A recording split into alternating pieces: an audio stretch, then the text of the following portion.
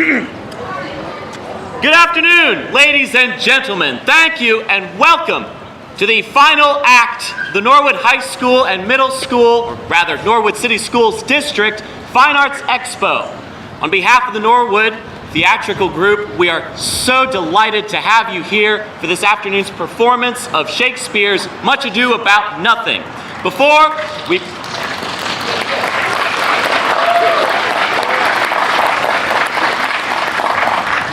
Before we begin, we would like to cover just a couple of quick ground rules with you. Number one, if you have any cell phones, please take the time to make sure they are silenced now. Our actors are very easily frightened by loud noises, and we would not want them scared off stage. Please, it's very, very difficult to bring them back out. Number two, should you have any crying children, please make sure you're able to silence them too.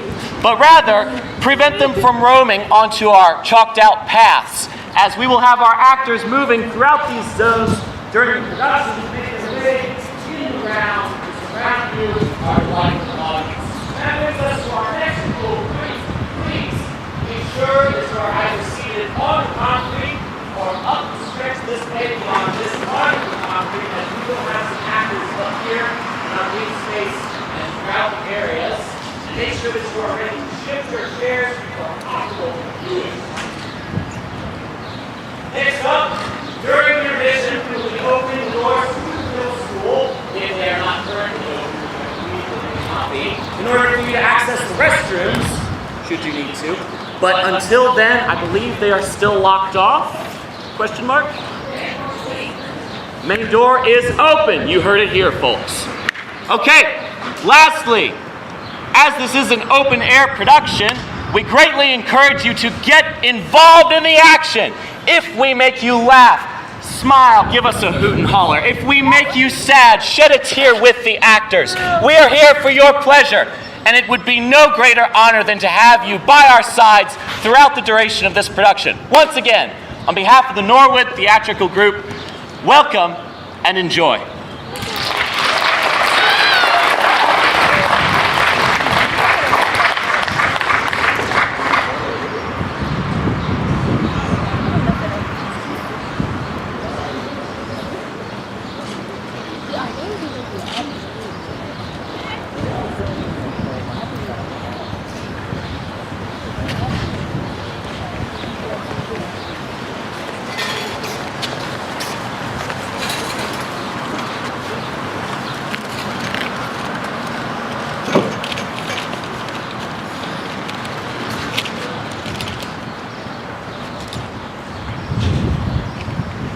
I learned in this letter that Don Pedro of Aragon comes this night to Messina. He was not released off when I left him.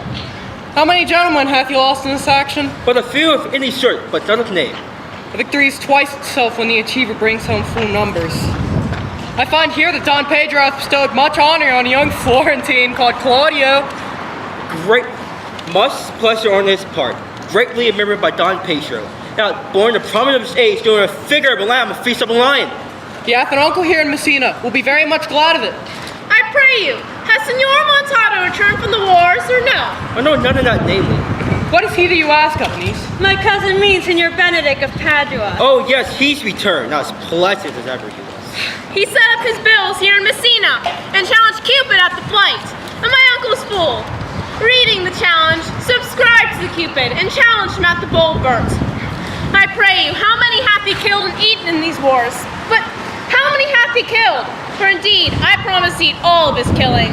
Faith, niece, you tax Signor Benedict too much, but he'll be me with you, I doubt it not. He has done good service leading in these wars, and a good soldier too. And a good soldier to a lady, but what is he to a lord? A lord to a lord, a man to a man, stuff it all on the virtues. It is so indeed. He is no less than a stuffed man. But for the stuffing, well, we are all mortal. You must not, sir, mistake my niece. There is a merry war betwixt Signor Benedict and her. They never meet, but there is a skirmish of wit between them. Alas, he gets nothing by that. In our last conflict, 4 of his 5 wits went halting off, and now is the whole man governed with one. Who is his companion? He hath every month a new sworn brother. Is that possible? Very easily possible. He wears faith but as the fashion of his hat. It ever changes with the next block. I see, lady. Jim is not in your books. No, and he were, I would burn my study. But who is his companion? Is there no young square that will make a voyage with him to the devil? He's in the right noble company of Claudio. Oh, Lord, he will hang upon him like a disease. God help the noble Claudio.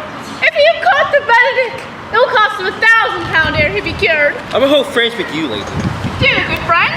You will never run mad, niece. No, not till hot January. Don Pedro's approach. Good Senor Leonardo, have you come to meet your trouble? The fashion of the world is to avoid cost, yet to encounter it.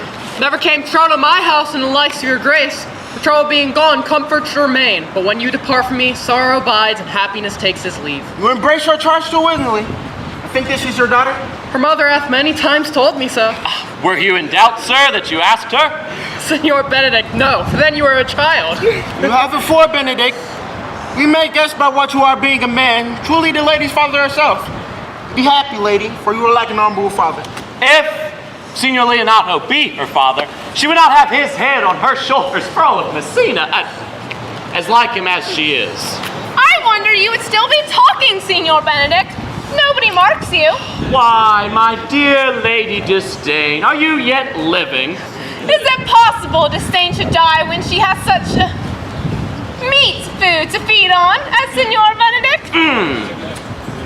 But it is certain I am beloved of all ladies, only you excepted. And I would I could find in my heart that I had not a hard heart, for truly, I loved none. Dear happiness to women, they would else have been troubled with the pernicious suitor. I thank God in my cold blood I am of your humor for that. I'd rather hear my dog bark at a crow than a man swear he loves me. God keep your ladyship still in that mind, so some gentleman or other shall scape a predestined scratched face. Scratching could not make it worse for such a face as yours were. Ooh, well, you are a rare parent, teacher. A bird of my tongue is better than a beast of yours. I would my horse had the speed of your tongue and so good a continuer, but keep your way. In God's name I have done. You always end with a jade's trick. I know you of old. This is the sum of all, Leonardo. Senor Claudio, Senor Benedict, my dear friend Leonardo has invited you all. And tell me we shall stay at least a month. He prays some occasion may detain us longer. Swear he is no hypocrite, but prays from his heart. If you swear it, my lord, you should not be forsworn. Let me bid you welcome, my lord, being reconciled to the prince, your brother. I owe you all duty. I thank you. I've not many words, but I thank you. Please, your grace, lead on. You're here, Leonardo. We shall go together. Benedict, didst thou know the daughter of Signor Leonardo? I noted her not, but I looked on her. Is she not a modest young lady? Do you question me as an honest man should do for my simple true judgment? Or would you have me speak after my custom as a professed tyrant to their sex? No, I pray thee speak in sober judgment.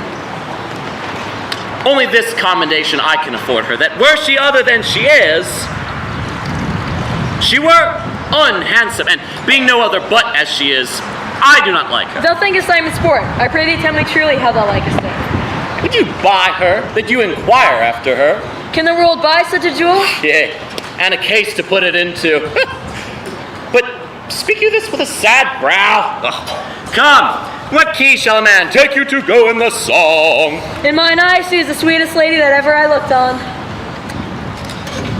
I can see yet without spectacles, and I see no such matter. Now, there's her cousin, and were she not possessed with a fury, exceeds her as much in beauty as the 1st of May doth the last of December.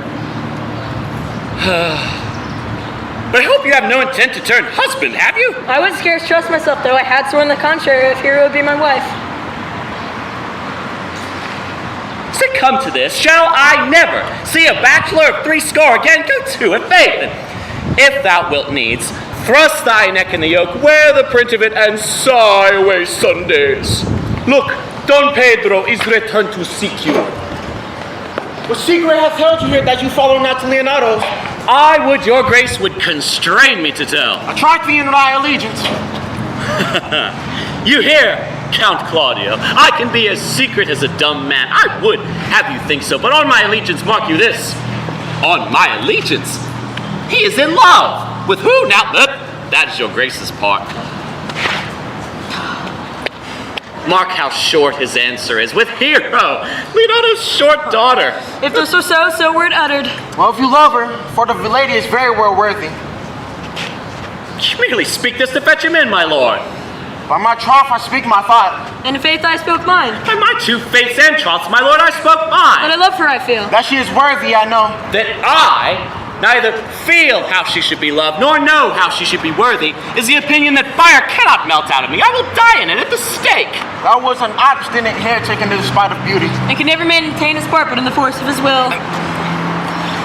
That a woman conceived me, I thank her. That she brought me up, I likewise give her most humble thanks. But that I will have a retreat winded in my forehead, or hang my bugle, an invisible baldric, all women shall pardon me. I will not do them the wrong to mistrust any. I will do myself the right to trust none. And the fine is, for the which I may go the finer, I will live a bachelor. I shall see thee ere I die, pale with love. With anger, with sickness, or with hunger, my lord, not with love. Well, if thou ever fall from this faith, it will prove a notable argument. If I do, hang me in a bottle like a cat and shoot at me, and he that hits me, let him be clapped on the shoulder and called Adam. Well, in the hours, I will temporize no further. Signor Benedict, commend me to Leonardo's and tell him I will not spare him for supper, for he has made a great preparation. I had almost matter enough in me for such an embassage, and so I commit you. To the tuition of God from my house if I had had it. The 6th of July, your loving friend Benedict. Nay, mock not, ere you flout old ends any further. Must examine your conscience, and so I leave you. My liege, your highness now may do me good. My love is trying to teach and teach about how, and thou shalt see how apt it is to learn any hard lesson that may do thee good. Hast Leonardo any son, my lord? No child but Hero, she's his only heir. Dost thou affect her, Claudio? When you went upon the end of action, I looked at her with the soldier's eye, but had a rougher task at hand than to drive liking to the name of love. But now I'm returned, and the war thoughts have left their empty rooms vacant. But come thronging softly, all delicate desires, prompting me how fair young Hero is, saying I liked her ere I went to wars. Thou dost love fair Hero, cherish it, and I will break with her. What's not to this end that thou begins to twist so fine a story?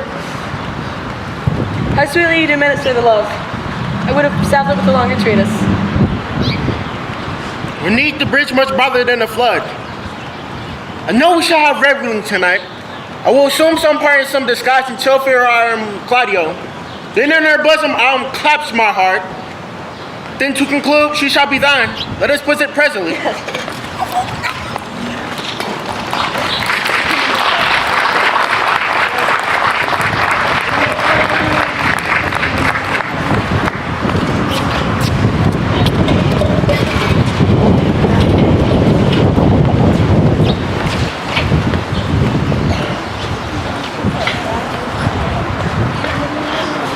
How now, brother?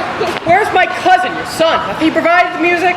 He's very busy about it. But brother, I can tell you news that you yet drink not of. Are they good? As the events stamp them, but they have good cover.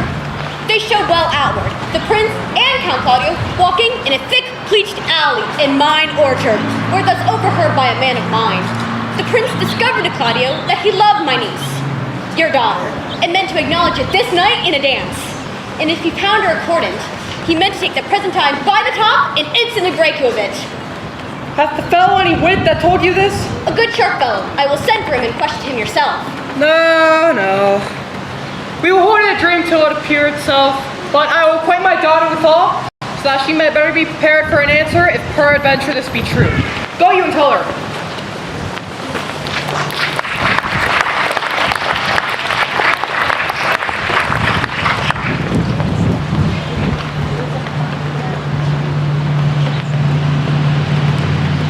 What the good here, my lord? Why are you thus out of measure sad? There's no measure in the occasion that breeds. Therefore the silence is without limit. You should hear reason. And when I've heard it, what blessing brings you? Not a pleasant remedy, then a patient sufferance. I cannot hide where I am. I must be sad when I have cause, and smile at no man's jest. Eat when I have stomach, and tend to no man's business. Sleep when I am drowsy, and wait for no man's leisure. Laugh when I am merry, and call no man in suit. You must not make full show of this until you can do it without controlment. You have lately outstood your brother. He has newly tamed you unto his new grace. Where it be impossible for you to make new rule of the whether you show yourself. I'd rather be a king in a hedge than a rose in a strait. It better fits my blood to be stained involved in a fashion of care to draw blood from enemy. You may know yourself your discontent. I did only. Who comes here? What name, Roger? Come yonder from a great supper. The prince, your brother, was really entertained by Leonardo, and I can give intelligence of an intended marriage. Will it serve model for me to build mischief on? Yeah, but you must know who is being married. Mary is your brother's right hand. Who, the most exquisite Claudio? Even he. But you must know which way he looks. Mary, he looks upon Hero, the daughter and heir of Leonardo. Very for a murder. And two. How come he came you to this? Being entertained as a perfume, as I was smoking in musty room, comes me, the Prince of Claudio, hand in hand in sad conference. I went behind the hours, and there I heard it agreed upon that the prince shall woo Hero for himself, and having obtained Hero, give Hero to Count Claudio. Come, let's to supper. This nature is free to my displeasure, that the young startup hath gained all his fame from my overthrow. Wait upon your lordship.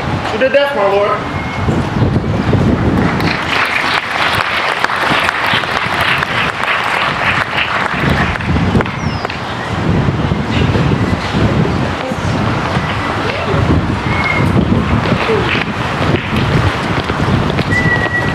Is not Count John here at supper? I saw him not.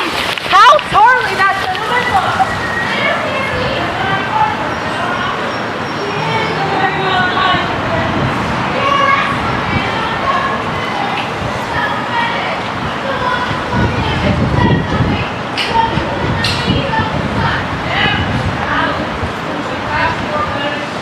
John's mouth? Perhaps Count John's melancholy in Signor Benedict's face. With a good leg and a good foot, uncle, and money enough in his purse, such a man could win any woman in the world, if he could get her goodwill. By my troth, niece, thou would never get thee a husband if thou be so shrewd with thy tongue. In faith, she's too cursed. Too cursed is more than cursed. I shall lessen God sending that way, for it is said, God sends a cursed cow short horns, but a cow too cursed, he sends none. So, by being too cursed, God will send thee no horns. Just as he will send me no husband, for the which blessing I'm on my knees every morning and evening. Lord, I cannot endure a husband with a beard on his face. I'd rather lie in the wood. You may light on a husband that hath no beard. What should I do with him? Dress him in my apparel, making my waiting gentlewoman? He that hath a beard is more than a youth, and he that hath no beard is less than a man. And he that is more than a youth, he is not for me. And he that is less than a man, I am not for him. Therefore, I will even take sixpence and urge the bear herd and lead his apes into hell. Well then, go you into hell. No, uncle, but to the gate, and there will the devil meet me and say, Get you to heaven, Beatrice, get you to heaven.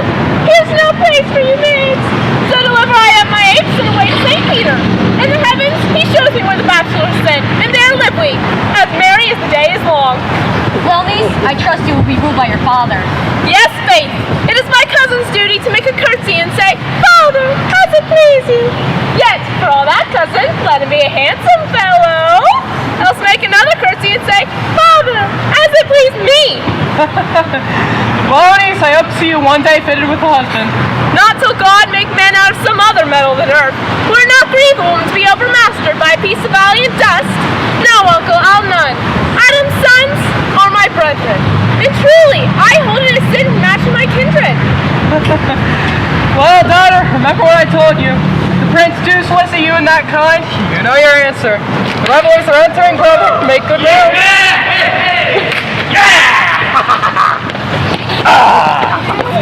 Good evening. Lady, will you walk about with your friends? So you walk softly and look sweetly and say nothing. I'm yours for the walk, especially when I walk away. With me in your company? I may say so when I please. And will you please to say so? For when I like your favor, for God defend the lute should be like the case. My visor is full of man's roof in this house of Job. Why then your visor should be thatched. Speak love, you speak love. Well,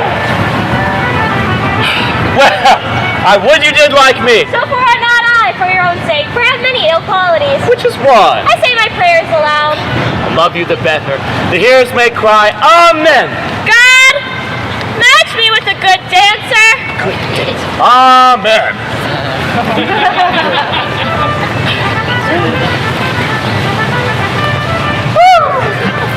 I know you well enough. You are Senor Antonio. I am not. I know you by the waggle of your head.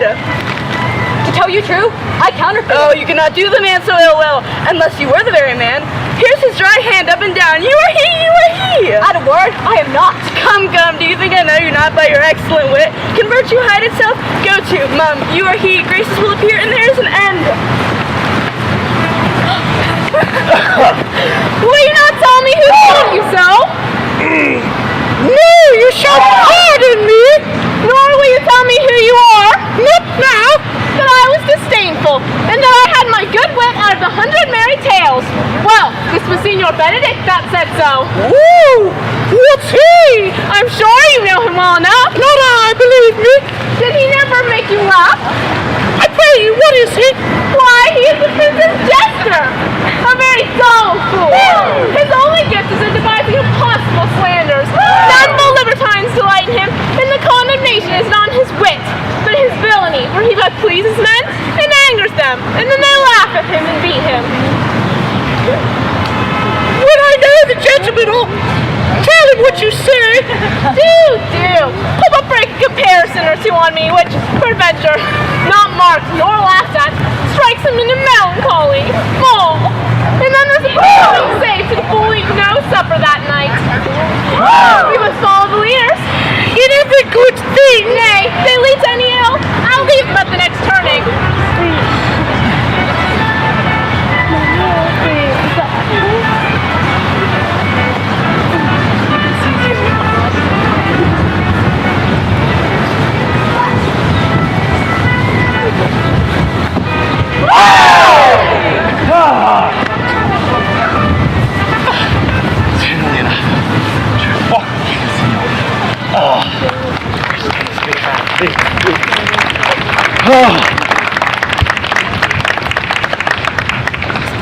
Sure, my brother is Amherst's son hero, and after John father's break with him about it, Blaze followed her, and but one visor remains.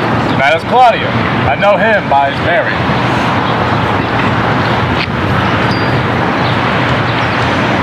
Are not you Senor Benedict? You know me well. I am he. Senor, you're bearing near my brother in his way. He is an Amazon hero. I pray you dissuade him from her. You must lose part of an honest man in it. How know you he loves her? I heard him swear his affection. So did I too, and that he would marry her tonight. Come, let us to the banquet.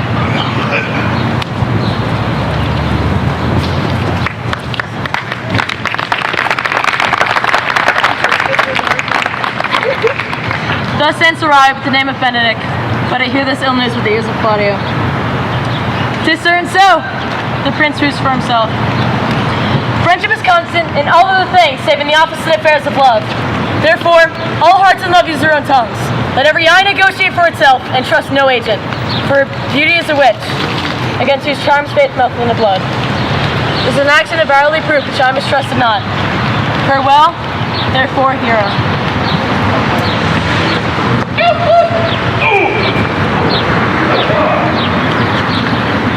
Count Claudia! Yea, the same. Come, will you go with me? Whither? Even to the next pillow. About your business, Count. Oh, what fashion will you wear the garland of? About your neck, like an usher's chain, or under your arm like a lieutenant's scarf. But you must wear it one way, for the prince hath got your hero. I wish him joy, sir. Spoken like an honest drover, so they sell bullocks. I pray you leave me. Oh, now you strike like the blind man. 'Twas the boy that stole your meat, and you'll beat the post. If it will not be, I'll leave you.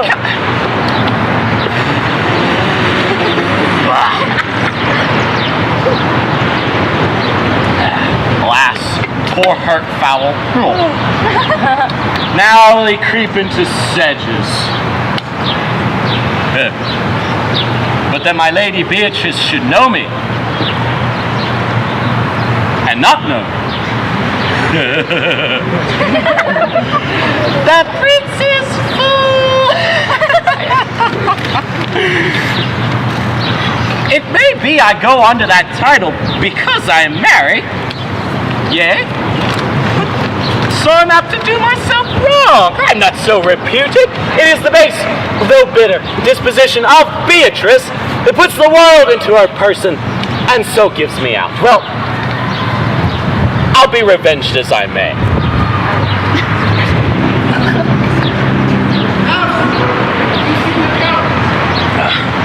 Trump, my lord, I have played the part of Lady Fame. I found him here as melancholy as a lodge in a warren. I told him, and I think I told him true, that your grace had got the goodwill of this young lady, and I offered him my company to a willow tree, either to make him a garland as being forsaken, or to bind him up a rod as being worthy to be whipped. To be whipped?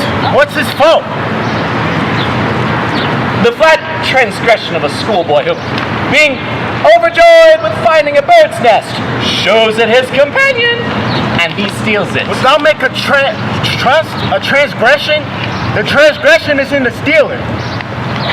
Yet it had not been amiss, the rod had been made, and the garland too. For the garland he would have worn himself. The rod would have bestowed on you, who, as I take it, have stolen his bird's nest. I will but teach them to sing and restore them to the owner. If their singing answer your saying, by my faith, you say honestly. The Lady Beatrice has a quarrel with you too. The gentleman that danced with her said she was very much wronged by you.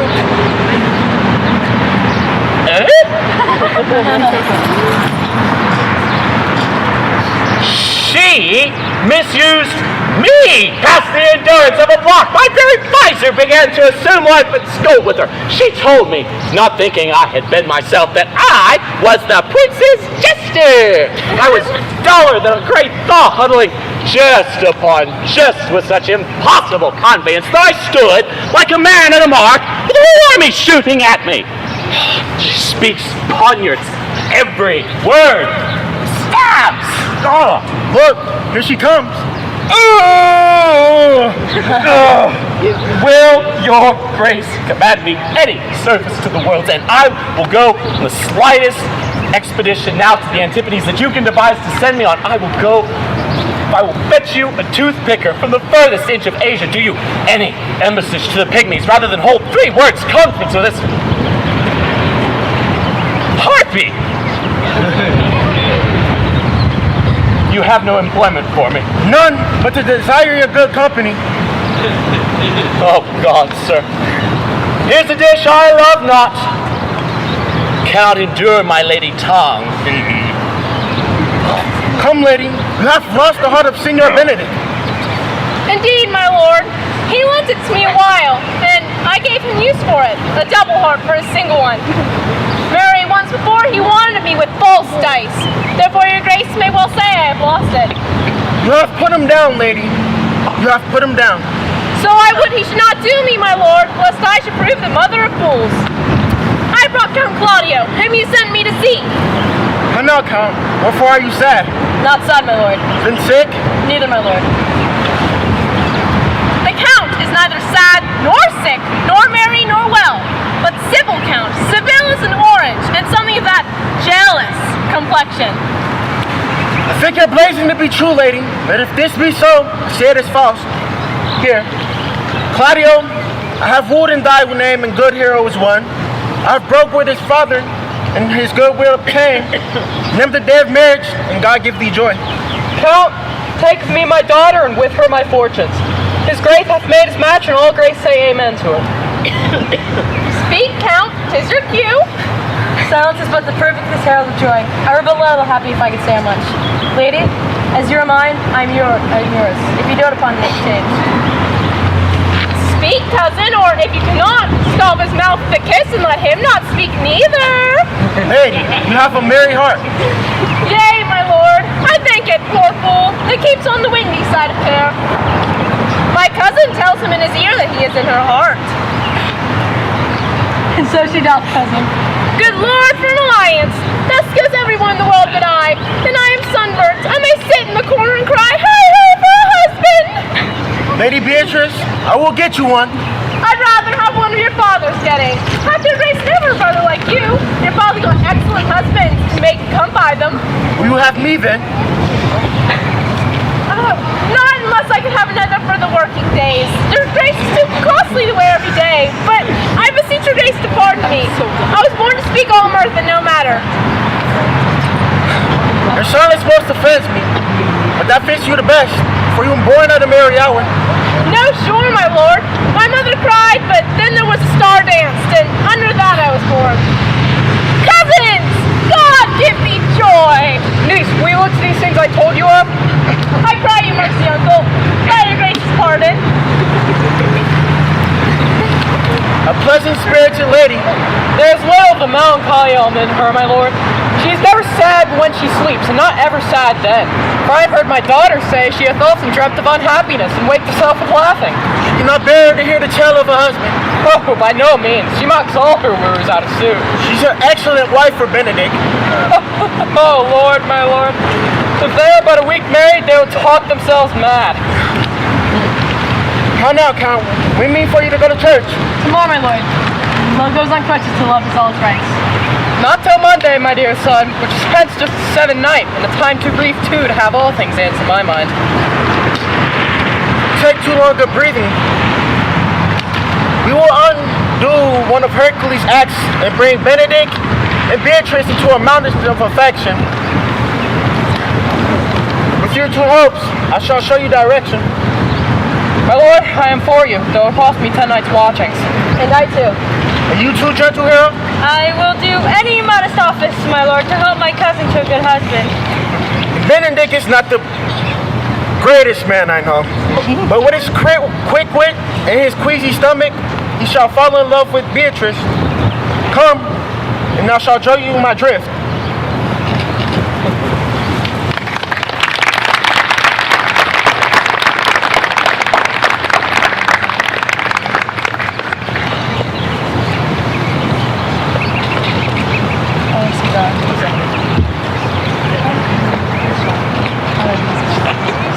It is so. Count Claudius shall marry the daughter of Leonard. Yeah, my lord. But I can cross it. Any bar, any cross, any impediment shall be medicinable to me. I believe I told your lordship a year since how much I'm in favor of the waiting gentleman Margaret. I remember. I can't at any unseasonable instance of the night appoint her to look out our lady chamber's window. Was there a model for me to mention on? Yay. But there is proof that you have to poison it to him. Go to the prince, your brother, spare not to tell him he hath wronged his honor and marrying the renowned Claudio, whose estimation do you mildly hold to such a contaminated stale such as hero. Well, I present that to be death of his marriage. There'll be proof enough to misuse the prince, to vex Claudio, to undo hero, and to kill Leonardo. Look you any issue? None. Go then. Find me a meet out to draw the Don Pedro and the Count Claudio alone. Tell them that you know hero loves me.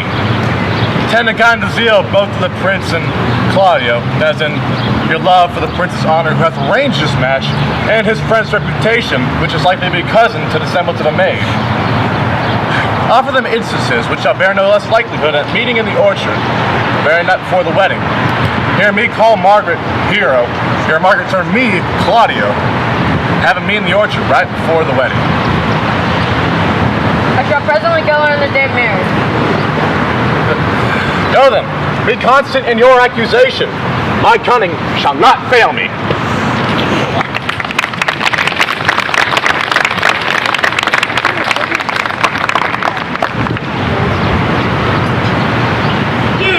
Senor, my champion into the last smoke. Bring it hither to be in the orchard.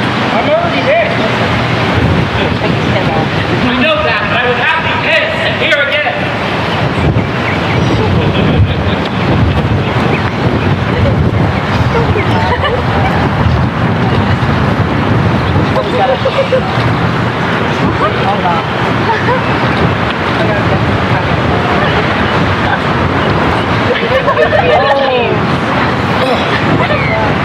I do much wonder that one man, seeing how much another man is a fool when he dedicates his behaviors to love, will after he hath laughed at such shallow follies in others, become the argument of his own scorn by falling in love.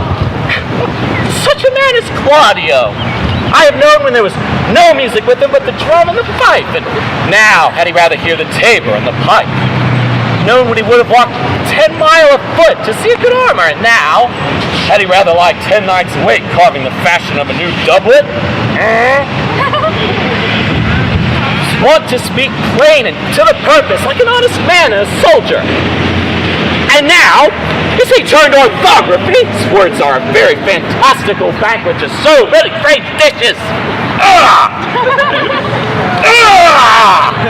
I noticed.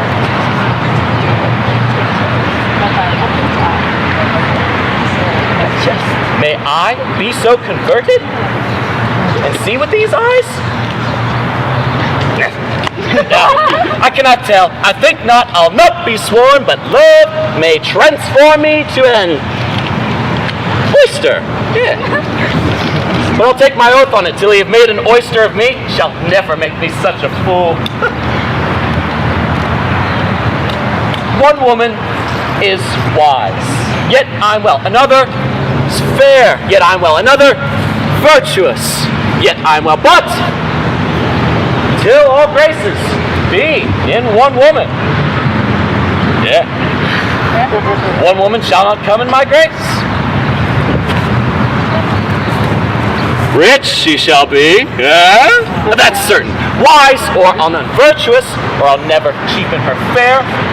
I'll not look on her mild, or come not near me. Noble, not I for an angel, of good discourse, an excellent musician, and her hair shall be...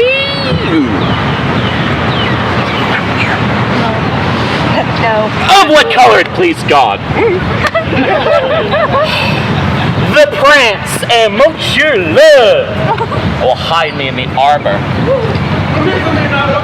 What was you told me today that your niece Beatrice was the lowest Senior Benedict? Oh, hi, suck on, suck on. The bell six. I did never think that lady would have loved any man. No, nor I neither. Most wonderful that she so doted upon Signor Benedict, whom she hath in all our behavior seemed ever to abhor. Is it possible? Sits the wind in that cardinal.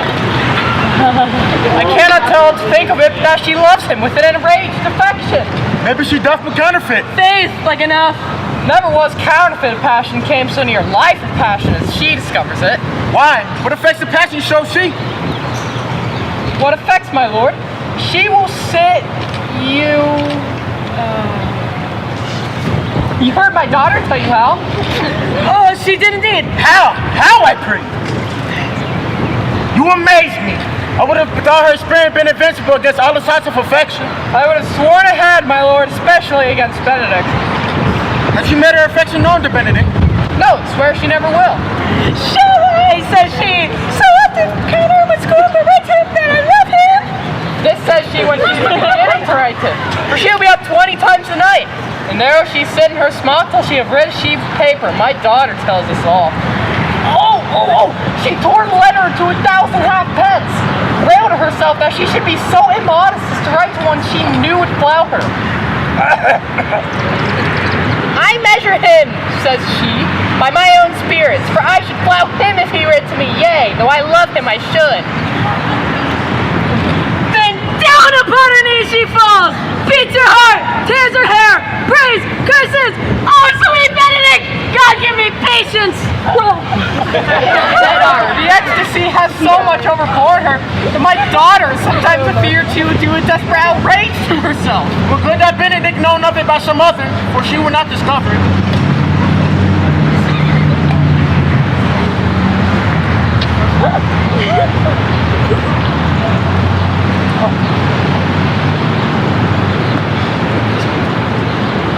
To what end, my lord? You would make but a sport of it and torment the poor lady worse. As she should. And we're in arms to hang you. She's a sweet and excellent lady, and out of all suspicion, she is virtuous. And she is exceeding wise. In everything but loving Benedict. Hey! I am sorry for her, as I have just caused being her uncle and her guardian. I wish she had bestowed this dotage upon me, and would have daffed all other respects he made her have myself. you tell Benedict and hear what he was saying. Were it good, thank you? Never tell, my lord. Let her wear it out with the council. Yes, you should. If you were to make tender of her love, it's possible he'll scorn it. For the man, as we all know, that's a contemptible spirit. He is a very proper man. He does indeed show a good outward happiness. And before God on my mind, very wise. He does indeed show some sparks like wit. Hey, And valiant. In the managing of quarrels, I assure you, you may say he is wise, for either he avoids them with a great discretion or undertakes them with a Christian-like fear. Well, my heart is sorry for your niece. Shall we go tell her of Benedict's love? Never tell, my lord. You make what is sport of it, torment the poor lady worse. Hey, that's impossible. She may wear her heart out first. To love Benedict well, now would he would modestly examine himself to see how unworthy he is so good a lady. We walk, the dinner is ready. If you're not doing on this, I will never trust my expectations. Let there be the same net spread for her, your daughter, and her gentlewoman, Carrie. The sport will be when they hold one's opinions on another's dotage. That would be their merely gumption, I would say. Let us enter the calling for dinner.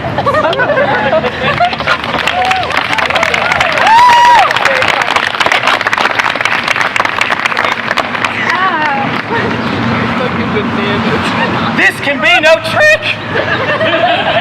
The conference was sadly poor. They have the truth of this from Hero. They seem to pity the lady. It seems her affections have their full bent to love me.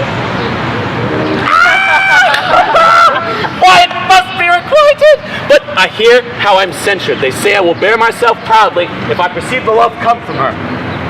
I must not seem proud. Happy are they that hear their detractions and put them to mending. They say the lady is fair. 'Tis a truth, I can bear them witness. And virtuous, 'tis so, I cannot reprove it. And wise, but by my troth, in loving me, it is no addition to her wit, nor no great argument of her folly, for I will be horribly in love with her.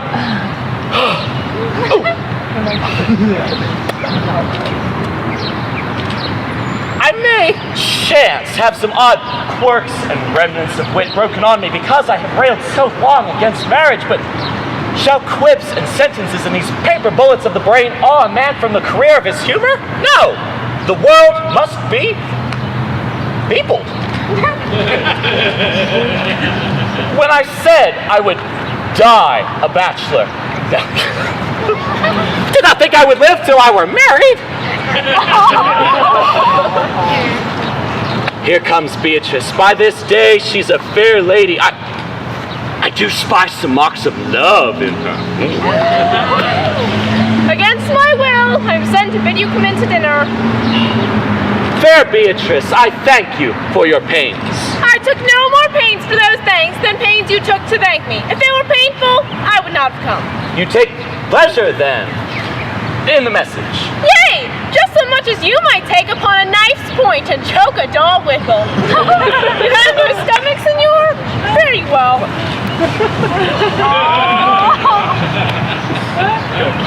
Against my will, I'm sent to bid you come in to dinner. Ooh. There's a double meaning in the at. I took no more pains for those thanks than you took pains to thank me. That's as much to say, any pains I take for you is as easy as thanks.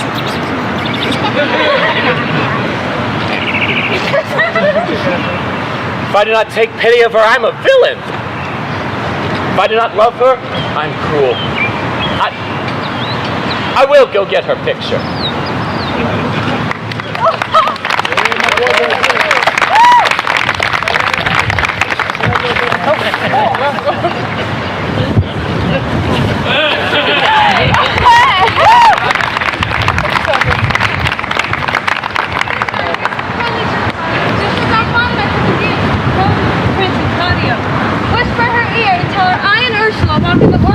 And that our whole discourse is all of her.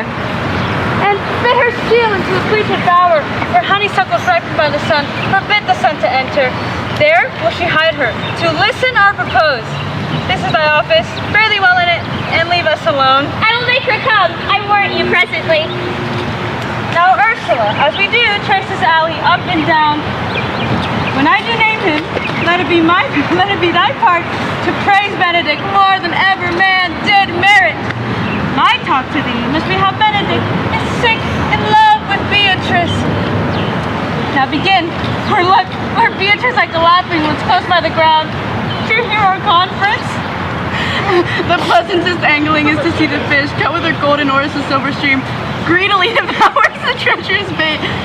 So angle we for Beatrice even now is couched in the woodbine coverture. Fear you not my part of the dialogue. Then go we near her, and her ear lose nothing of the false sweet bait we lay for it. No, truly Ursula, she's too disdainful. Her spirits are as coy and wild as haggard as the rock. But are you sure that Benedict loves Beatrice so entirely? So says the prince and my new father lord. And did they think you tell her of it, madam? They did entreat me to acquaint her of it, but I persuaded them, if they loved Benedict, to wish him wrestle with affection, and never to let Beatrice know of it. Why did you so? Doth not the gentleman deserve as full as fortunate a bed as ever Beatrice shall couch upon? Oh, God of love, I know he does deserve as much as may be yielded to a man, but nature never framed a woman's heart of prouder stuff than that of Beatrice. Disdain and scorn, right sparkling in her eyes, surprising what they look on, and her wit values herself so highly that to her all matter else seems weak. Sure, I think so, therefore certainly we're not good, she knew with his love, lest she'll make sport at it. Why then you speak truth. I never yet saw man how wise, how noble, young, how rarely featured, but she would spell him backward. If fair-faced, she would swear the gentleman should be her sister. If tall, a lantail-headed. If speaking, why a vein blown with all winds. If silent, a block moved with none. So turns she every man the wrong side out, and ever gives to which truth and merit purchaseth. Sure, such carping is not commendable. But who dare tell her so? If I should speak, she would mock me into air, or she would laugh me out of myself, press me to death with wit. Therefore, let Benedict, like covered fire, consume away inside, and waste inwardly. It were a better death to die with mocks, which are as bad as die with tickling. But I bid you tell her of it, madam. Hear what she will say. No, rather I will go to Benedict and counsel him to fight against his passion, and truly I'll devise some honest slanders to stain my cousin with. Oh, do not do your cousin such a wrong, for she cannot be so much without true judgment, having so swift and excellent a wit as she is prized to have, as to refuse so rare a gentleman as Signor Benedict. Indeed, he is the only man of Italy, always excepted my dear Claudio. I pray you not be angry with me, madam. Speaking my fancy, Signor Benedict, for argument bearing, valor, and is goes foremost through Italy. He hath an excellent good name. His excellence in ordinary at it. When are you to be married, madam? Why, every day. Tomorrow? Come, go in. I'll show thee some attires and have thy counsel, which is best to furnish me tomorrow. She is staying, I warrant you, we have got her. If it proves so, loving goes by half. Some keep it for the pharaoh, some the traps.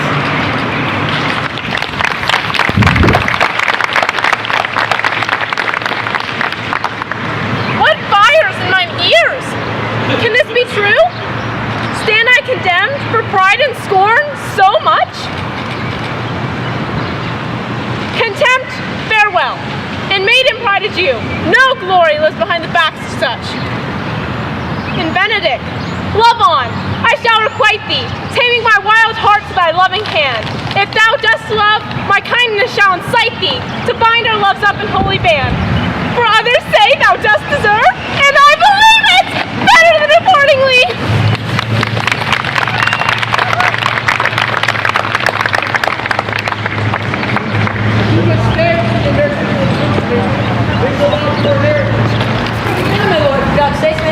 Nay, that would be a great soil to the new gloss of your marriage. I should show a child this new coat for Baron to wear.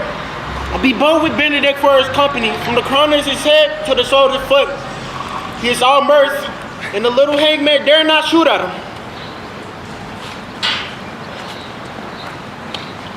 Perhaps with a tongue as sound as a bell, I shall speak the words to say, Gallants, I am not as I have been.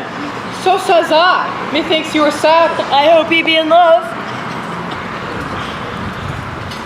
There is no true drop of blood in him touched by love.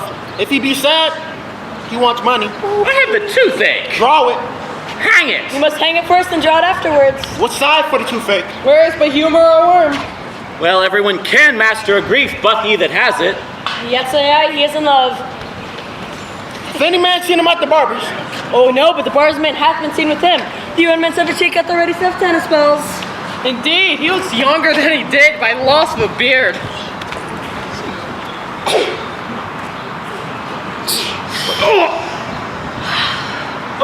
nay, he rubs himself with civet. Can you smell him out by that? And when does he want to wash his face? To paint it, or that's what the others say of him. Nay, but his jesting spirit, which is now crept into a lute string and governed by stops. It's the hard proof of his melancholy.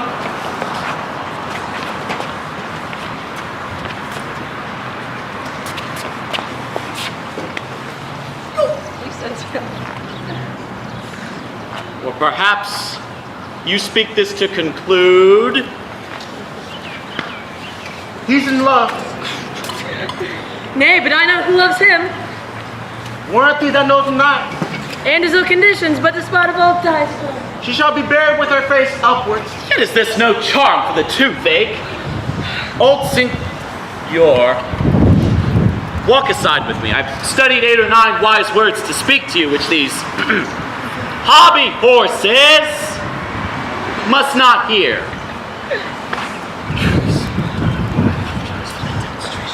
To break with about Beatrice, I bet.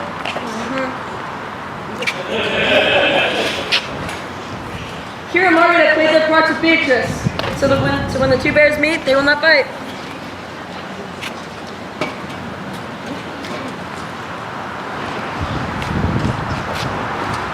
My Lord and brother, God save you. Good evening, brother.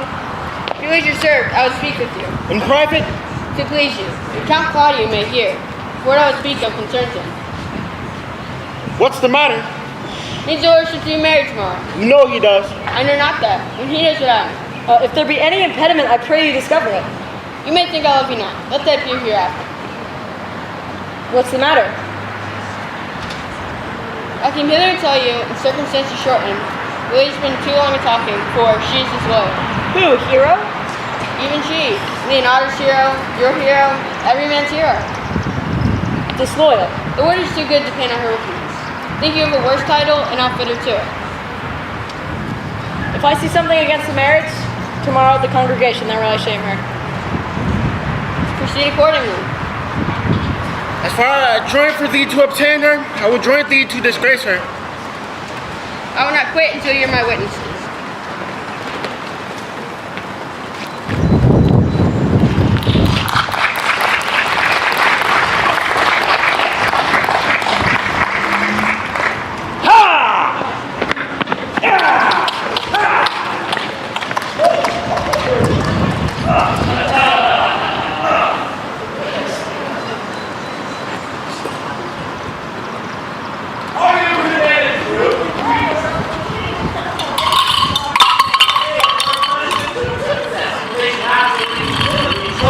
Prince's watch.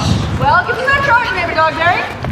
First, who think you the most desertless man to be constable? Hugh Oakcake, sir, or George Seacole, for they can write and read. Ooh, come hither, neighbor Seacole. Oh, God hath blessed you with a good name. To be a well-favored man is the gift of fortune, but to write and read comes by nature. Both of which, Master Constable. You have. I knew it would be your answer.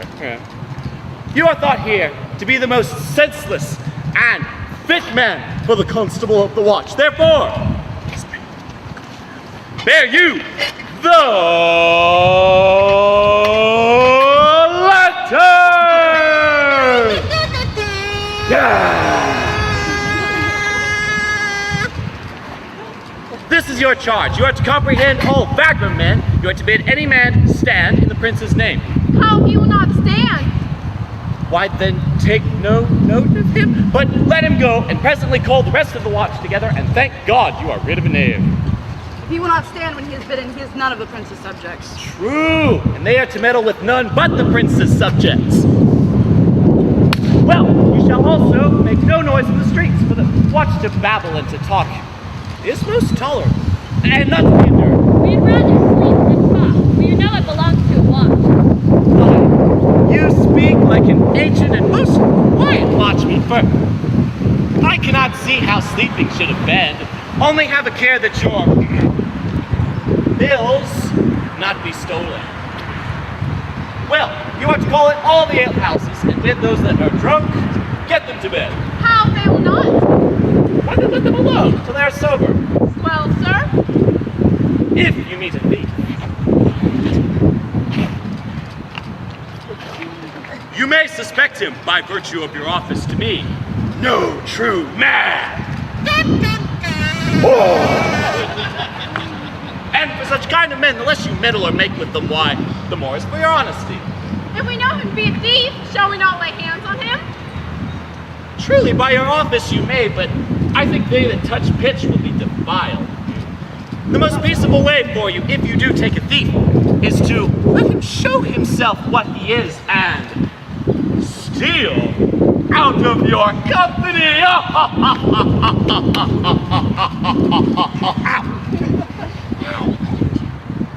You've always been called a merciful man, partner. Truly, I would not hang a dog by my will, much more a man who hath any honesty in him. If you hear a child cry in the night, you must call to the nurse and bid her still it. Have the nurse please sleep. It will not hear us. Why then depart in peace, and let the child wake her with crying, for that you that will not hear her lamb when it baa's, will never answer a calf when he bleats. That's very true. Well, this is the end of the charge. You, constable, ought to present the prince's own person. If you meet the prince in the night, you may stay. Nay, by our lady, I think he cannot. He may stay him, marry, not without the prince be willing, for the watch ought to offend no man, and it is an offense to stay a man against his will. By our lady, I think it be true. Well, masters, good night, and if there be any matter of late chances, call on me. Keep your fellows' counsels and your own, and good night. Come, neighbor.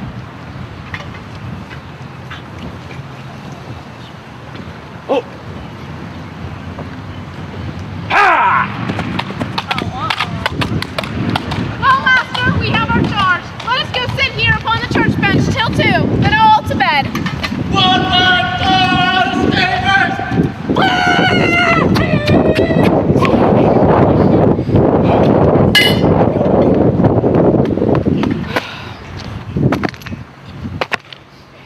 I pray you, what about Signor Leonato's door? For there being the wedding there tomorrow, there is a great coil tonight. Adieu. Be vigilant, I beseech you.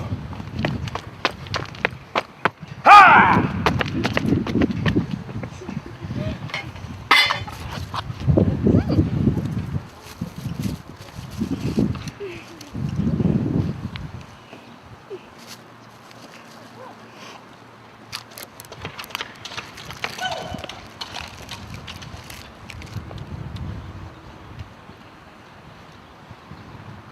Conrad. Peace, stir not. Conrad, I say. I am back, thy elbow. Mash. My elbow witched. Scab would call though. I will give you an answer for that. Not forward with thy too. Well, stand thee close, for it drizzles rain. And like a true drunkard, I shall utter all to thee. Some treason, master, yet stand close. Therefore, know I have earned of Don John 1,000 ducats. Is there any need for some villainy to be so dear? Thou should rather ask if any villainy can be so rich. For when rich villains have need of poor ones will make what price they will. Wonder at it. That shows that thou art unconfirmed. Thou knowest that the fashion of a hat or a cup or a doublet is nothing to a man. Yes, it is apparel. I mean the fashion. Yes, the fashion is the fashion. Tush, I may as well say the fool's a fool. But dost thou not see what a deformed thief this fashion is? I know that deformed. He's been a vile thief this 7th year. He goes up and down like a gentleman. I remember his name. Didst thou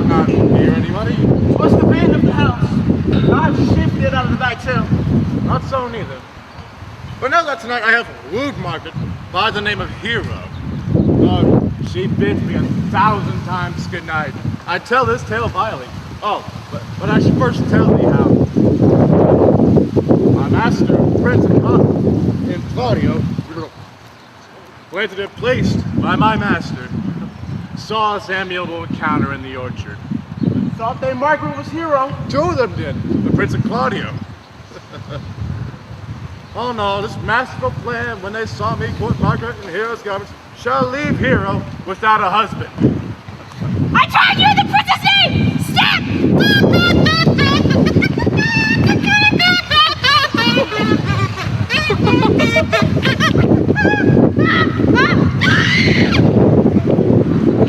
Oh, the right master constable! We have here recovered the most dangerous piece of luxury that ever was known in the Commonwealth. I know that's important!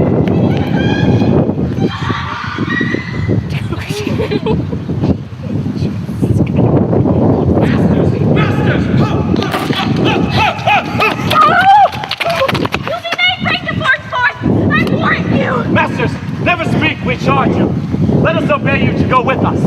Your life will prove a goodly commodity, do you think? Good commodity in question. Come, we will obey you.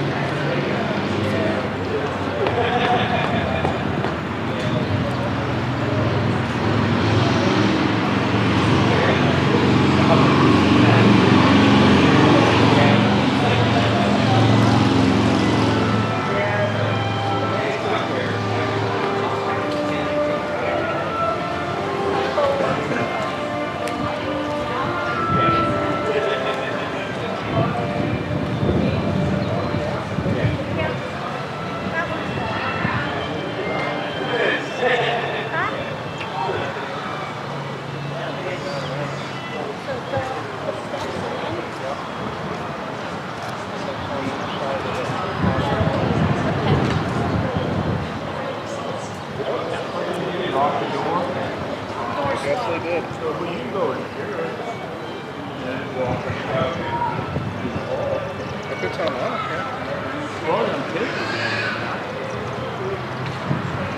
Maybe they won't let you back out.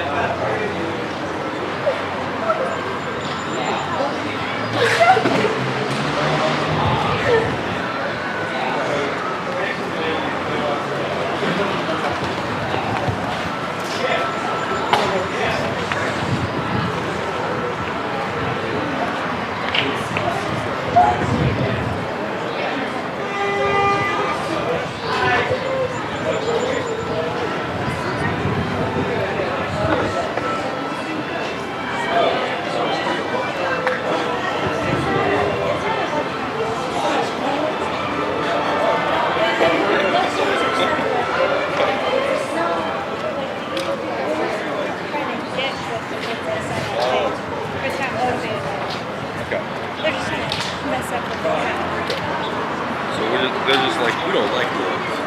They're like, you're the daughter of a lord, and I could get some power from this.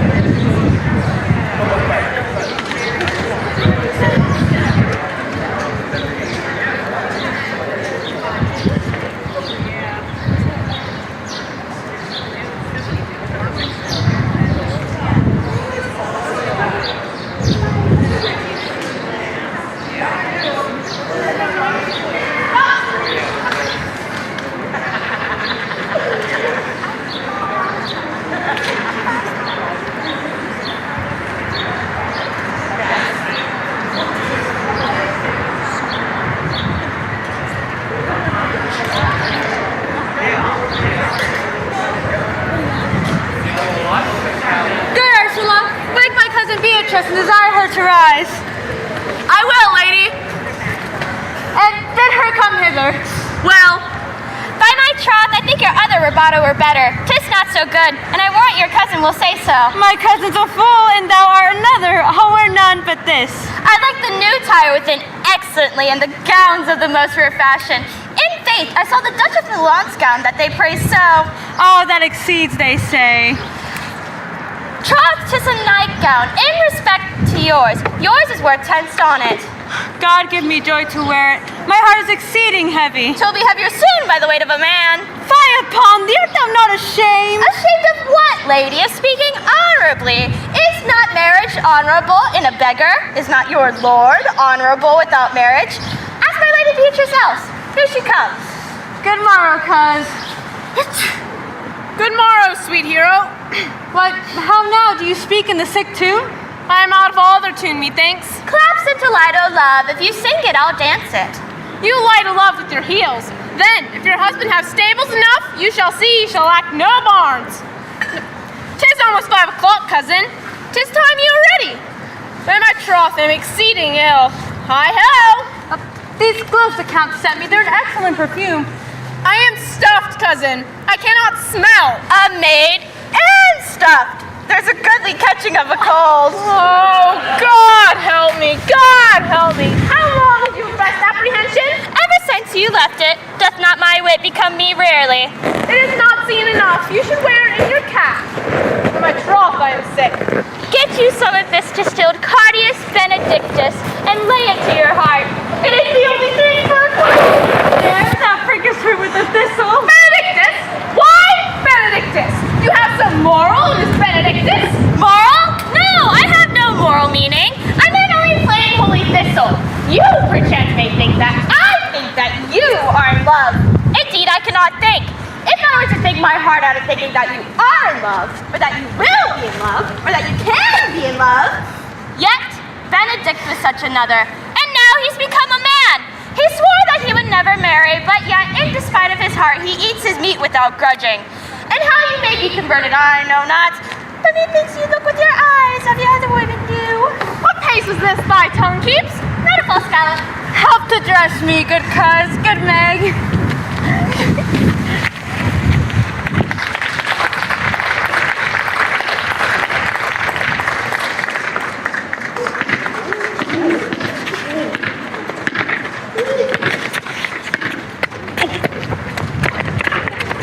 What would you with me, honest neighbor? Mary, sir, I would have some confidence with you that discerns you nearly. Brief, I pray. See, it's a very busy time with me. Mary, this is it, sir. Yes, that it is, sir. What is it, good friends? Good man Burgess, sir, speaks a little off the matter. An old man, sir, his wits are not so blunt. Honest as the skin between his brows. Yes, I thank God I am as honest as any man living. That is an old man and no honester than I. Comparisons are odorous. You are tedious. It pleases your worship to say so, but truly for mine own part, if I were as tedious as a king, I could find it in my heart to bestow it all upon your worship. All thy tediousness on me, huh? Yea, and 1,000 times more than 'tis. I would fain know what you have to say. Our watch knight, sir, hath paid two as errands as any knaves as any in Messina. A good old man, sir. He will be talking. Indeed, he comes too short of you. Gift that God gives. I must leave you. Oh, one word, sir. Our watch, sir.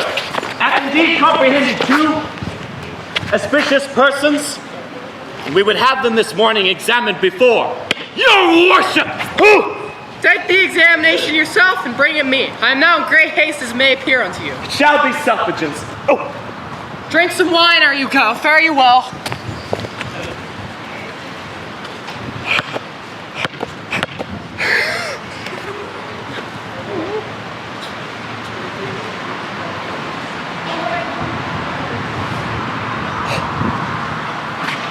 Go, good partner, go. Get you to Francis C. Colbert and bring his pen and inkhorn to the jail.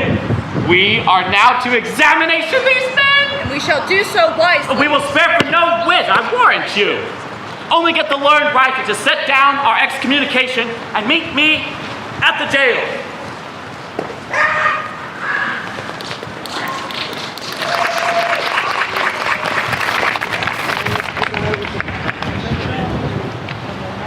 Fair cousin, here comes your groom.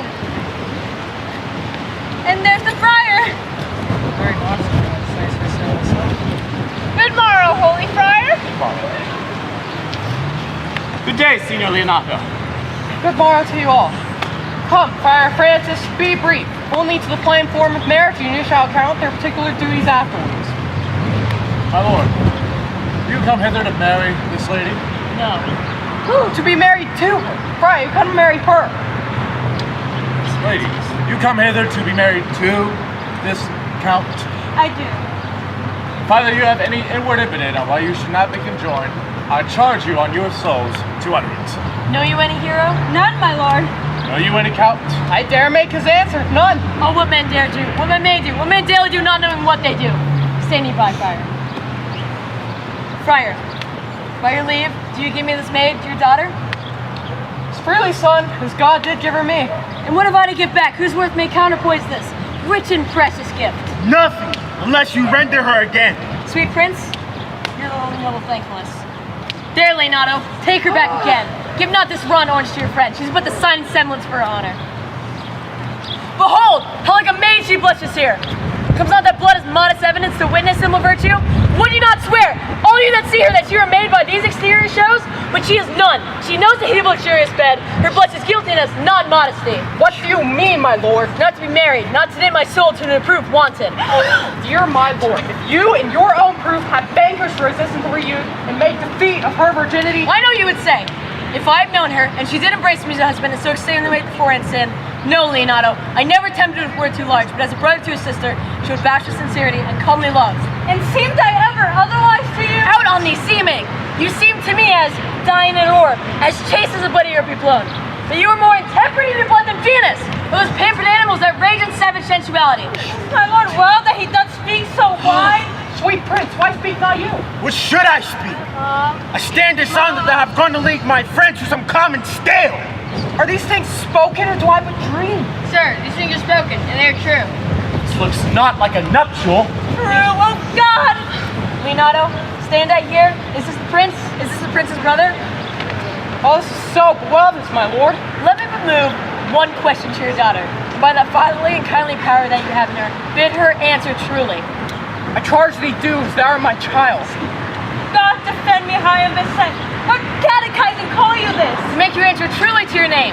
Is it not hero? Who can blot that name with any just reproach? Married, that can hero. Hero itself can blot out hero's virtue. What man was he talking with you yesternight betwixt your window betwixt 12 and 1? I talked with no man at that hour, my lord. Then why then are you no maiden?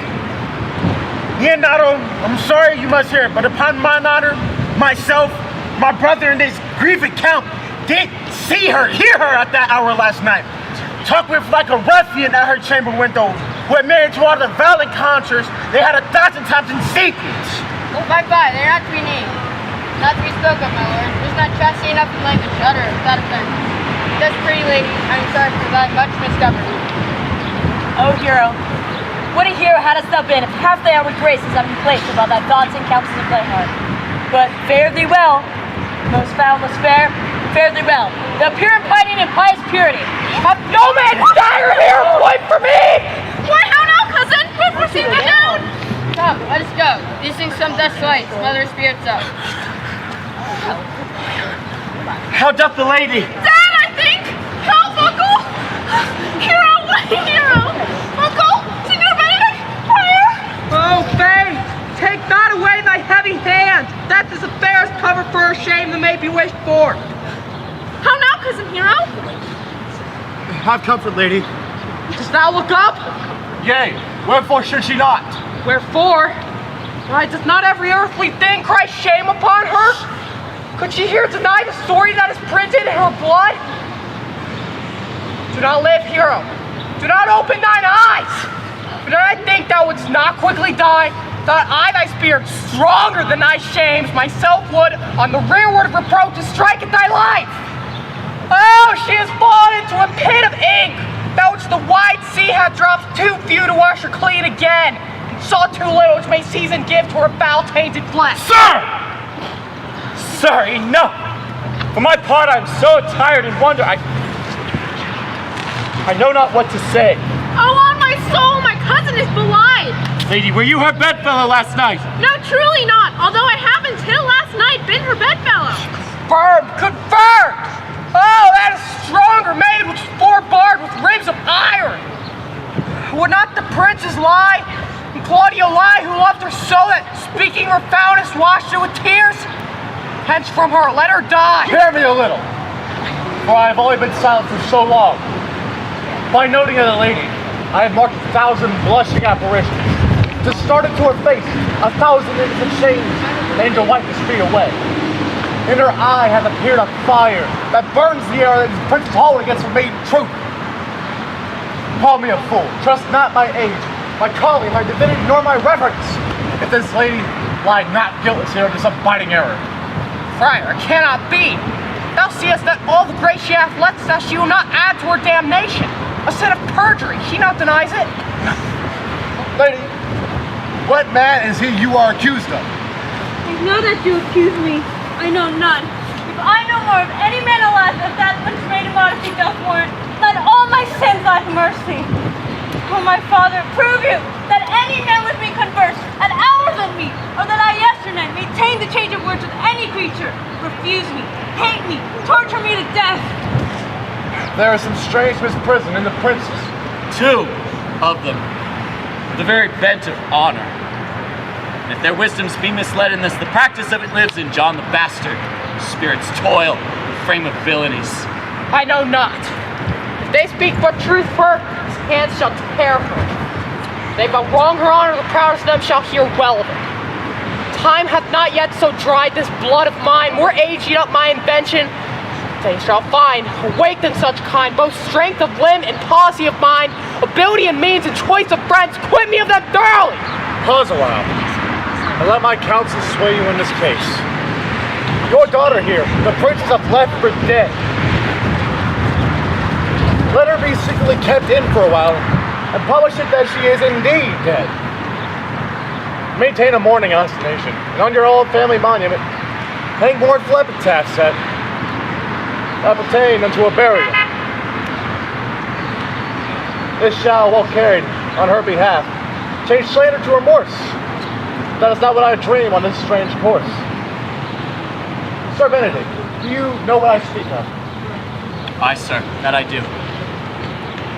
Signor Leonardo, perhaps by this device, we may yet prove, without it beyond a doubt, that either your daughter lies slandered here before whom I believe to be honorable gentlemen, or as you believe, their accusations to be truth. Let the friar and I advise you, and though you know my inwardness and love is very much unto the Prince and Claudio, yet by mine honor, I will deal as secretly in this as your soul should with your body. Being that I flow in grief, the smallest twine may lead me.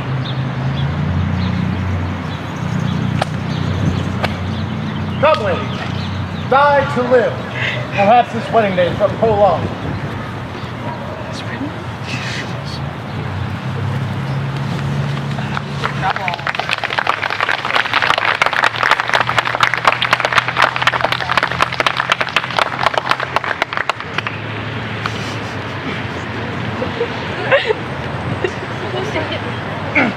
Lady Beatrice,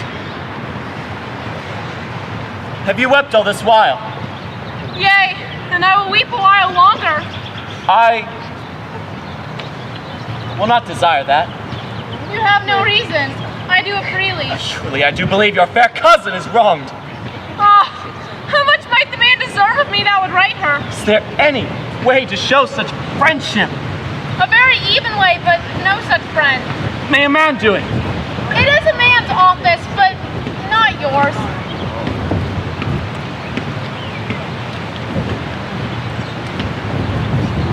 I do love nothing in the world so well as you. Is not that strange? As strange as the thing I know not. It were possible for me to say, I love nothing so well as you. But believe me not, yet I lie not. I confess nothing, nor I deny nothing. I'm sorry for my cousin. By my sword, Beatrice, thou lovest me. Do not swear and eat it. I will swear by it that you love me, and I will make him eat it that says I love not you. Will you not eat your word? There's sauce that can be devised to it. I protest. I love thee. Why then God forgive me. What offense, sweet Beatrice? You have stayed me in a happy hour. I was about to protest protested I loved you.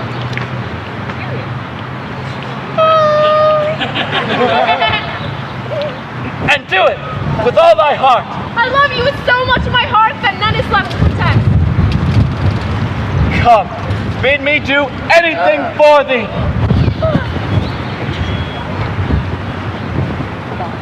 Kill Claudio!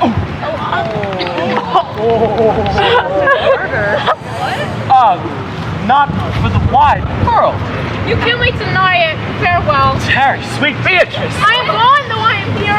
There is no love in you. May I pray you let me Nay, go? with Beatrice. In faith, I will go. We'll be friends first. You dare easier be friends with me than fight with mine enemy? Claudio, thine enemy. Is he not approved in the height of a villain that has slandered, scorned, dishonored my kinswoman? Oh, that I were a man! What? Bear her in hand till I come to take hands, and then, with public accusation, uncovered slander, unmitigated rancor, no! God, that I were a man! I don't need his heart in the marketplace! Hear me, Drop with the man out of window! A 12%! Nay, but Sweet hero! She is wrong! She is slandered! She is a dime! Beatrice! Princes and counties! Surely a princely testimony! A goodly count! Count Confect, a sweet gallant, surely! Oh, that I were a man for his sake! Or that any friend that would be a man for my sake! But manhood is melted into curtsies! Valor to compliment, and men are only turned into tongues! And trim ones, too! He is now as valiant as Hercules, that only tells a lie and swears it! I cannot be a man with wishing, therefore I would die a woman with grieving! Very good, Beatrice. By this hand, I love thee. Use it for my love some other way than swearing by it. Think you, in your soul, the Count Claudio hath wronged Hero? Yea, as much as I have a thought or a soul. Enough. I'm engaged. I will challenge him. I will kiss your hand.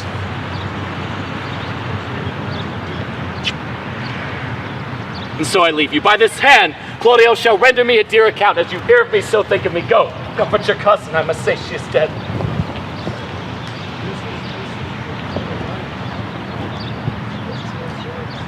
And so,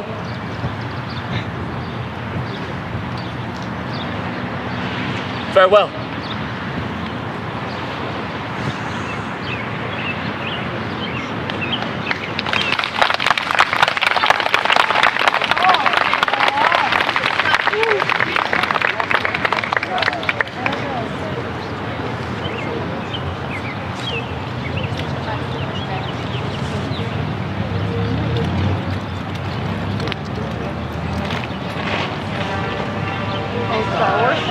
Oh my gosh. Oh my gosh.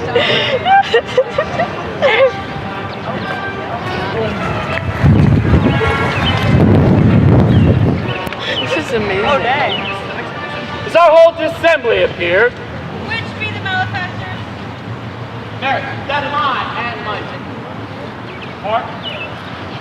Nay, that's certain. We have the official to examine. I know that girl. Mary, let them come before. What is your name, friend? Ray, write down. Blanche.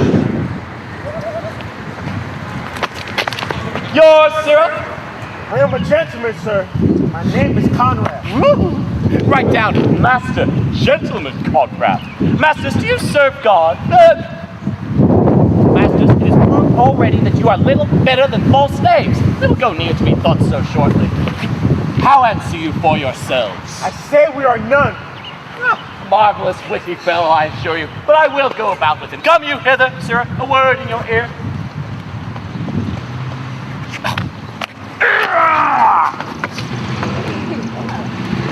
Sir, I say to you, it is thought that you are false knaves. Sir, I say to you, we are none. Well, stand aside. For God, they are both in the tail. Have you written down there? No. Master Constable, you go not the way to examine. You must call forth the watcher to their accusers. That's true. Oh! Yay, Mary, that's the eftest way. Let the watch come before them. Masters, I charge you in the prince's name. Accuse these men. This man said, sir, that the prince's brother, John, is a villain. Write down Prince John a villain. Why, this is flat perjury to call a prince's brother a villain. What heard you him say else? Mary, that he had received 1,000 ducats of Don John for accusing the lady hero wrongfully. Flat burglary as ever was committed. Yea, by mass, that it is. What else, fellow? That Count Claudio did indeed upon his word to disgrace her upon the entire assembly and did not marry her. Oh, villain, thou wilt be condemned to everlasting redemption for this. What else? This is all. And this is more, master, than you can deny. Prince John has this morning secretly stolen away. Hero was in this manner refused, in this very manner accused, and upon the grief of this, suddenly died. Dead? Master Constable, let these men be bound and brought before Leonardo. I will go before and show him their examination. Come, let them be opinioned. Let them be in my God's my life! Where's the sexton? That she were here to write down the prince's officer coxcomb. Away! You're an ass! You're an ass!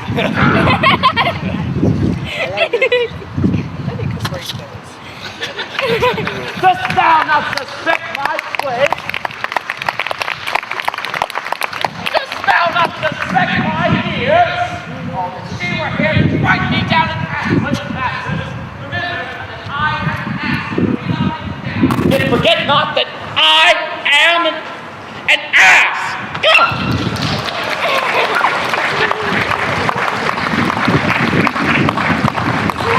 Kill yourself.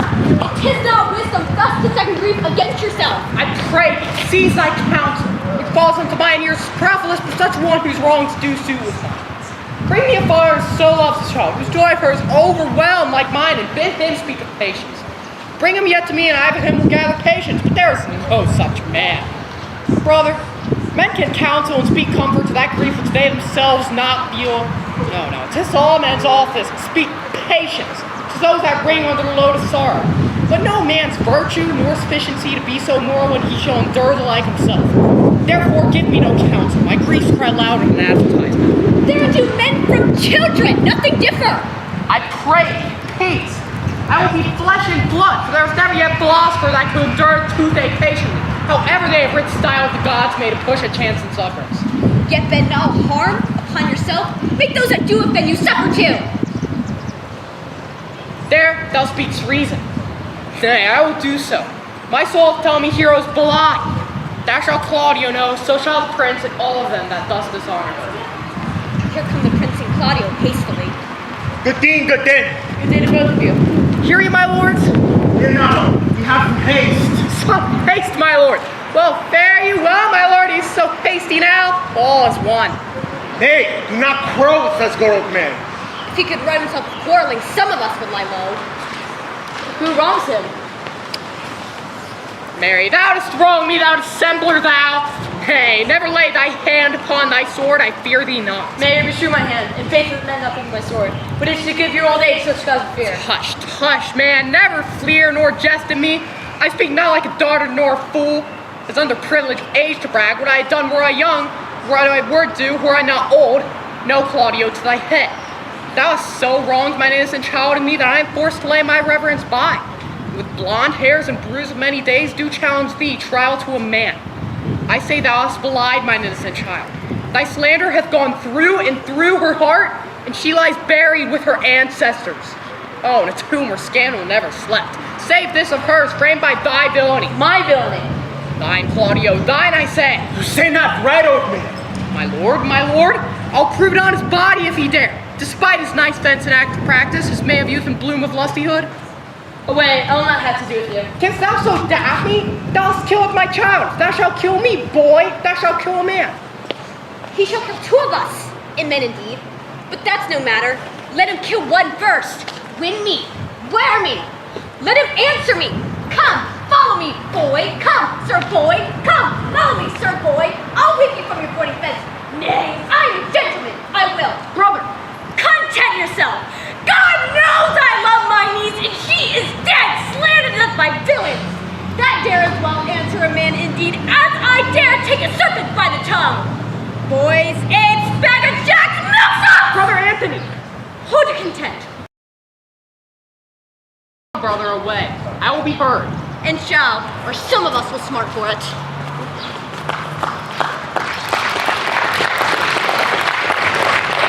See, here comes the man we want to seek. Now, Senor, what news? Good day, my lord. Senor, you almost come to almost party frame. We both to have our two noses stopped off with two of them without teeth. Leonardo and his brother, say how we fought. I would have said we have been too young for them. The false quarrel, there is no true valor. I came to seek you both. Well, we have been up and down to seek thee, for we are high-proof melancholy and we not fain at being away. And perhaps I shall but do so with my sword, and it lies in my scabbard as my wit. Shall I draw one? No, but very many have been beside their wit, but I will bid thee draw as we do the minstrels to pleasure us. As I am an honest man, he looks pale. Art thou sick or angry? Nay, just give him another staff, this last is broke cross. Sir, I shall meet your wit in the career, and you charge it against me. I pray you, choose another subject. By this light, he changes more and more. I think he be angry indeed. Well, if he be angry, he knows how to turn his girdle. Shall I speak a word in your ear? God bless me from a challenge. You are a villain. I jest not. I will make it good how you dare, with what you dare, and when you dare. Do me right, or I will protest your cowardice. You have killed a sweet and innocent lady, and her death shall fall heavy on you. Let me hear from you. Well, I will meet you, so I may have good cheer. What? A feast? A feast? In faith, I thank him. He hath bid me to a capstan and a capon, which if I do not carve most curiously, say my knife's not. Sir, your wit ambles well. It goes easily. I tell thee how Beatrice praised thy wit the other day. So thou hast a good wit. Right, says we. A great wit. Nay, said I, a great wit. Right, says she, a great gross one. Nay, said I, a fine one. Right, says she, a fine little one. That we spend an hour together to transcribe thy particular virtues, she concluded with a sigh. Thou was the properest man in Italy. For the which she upped heartedly and said she cared not. But when shall we set the Sabbath boy's horns or sensible Benedict's head? Yea, in the text underneath, here lies Benedict, the married man. Fare you well, boy. You know my mind. I will leave you now to your gossip-like humor. My lord, for your many courtesies, I thank you. I must discontinue your company. Your brother, the bastard, has fled from Messina. You have among you killed a sweet and innocent lady. Before my lord Lackbeard there, he and I shall meet. Until then, peace be with him. He is in earnest. In most profound earnest, and I'll warrant you for the love of Beatrice. Thou hast challenged thee was fled.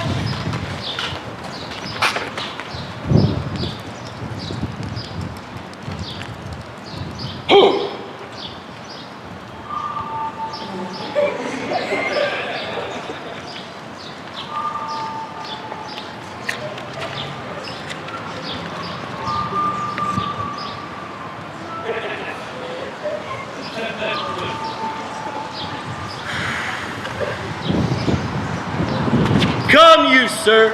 If justice cannot tame you, she shall ne'er weigh more reasons in her balance. Nay, and you be a cursing hypocrite once. Who? You must be looked to. How now, my brother's man down, Paraccio? Hearken to his offense, my lord. What offense have this man committed? Marry, sir, he has committed false report. Moreover, he has spoken untruth. Secondly, he is a slander. Sixth and lastly, he has belied a lady. Thirdly, he has verified unjust things. And to conclude, he is a lying knave.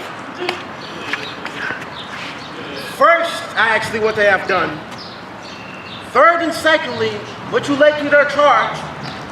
Sixth and lastly, why does thou not turn their answer and to conclude?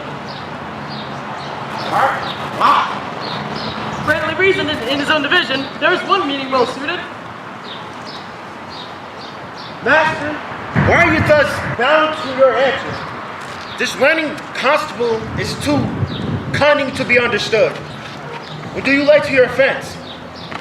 Sweet prince, let me go no farther in mine answer. Do you hear me? Let this count kill me. I have deceived even your very eyes. What wisdoms you cannot uncover, these shallow fools have brought to light.